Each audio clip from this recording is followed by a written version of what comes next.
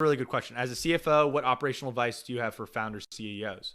So I will say the stereotype for a founder type CEO is that you're so kind of aspirational, optimistic, and you kind of have to be a little crazy to start a company as a founder by yourself, because you have to like convince a bunch of people.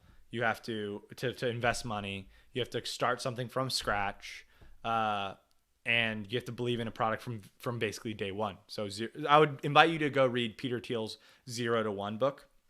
Very short read, very good read.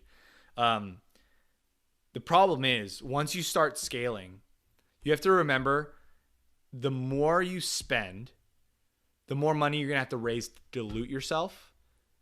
And the more you dilute yourself, the less the payout is on the end. So be stingy with your money. Spend a lot when you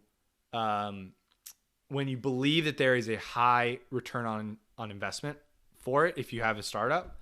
But if you're buying like parties and all this other stuff, or like, you know, all these frills, keep it as lean as possible until you get your product market fit. And they teach us in Stanford Business School, right? And they teach us in like Silicon Valley. It's like lean, be lean, pivot until you get to your product market fit. And I don't care if you're like an Instagram influencer, find what works for you, right?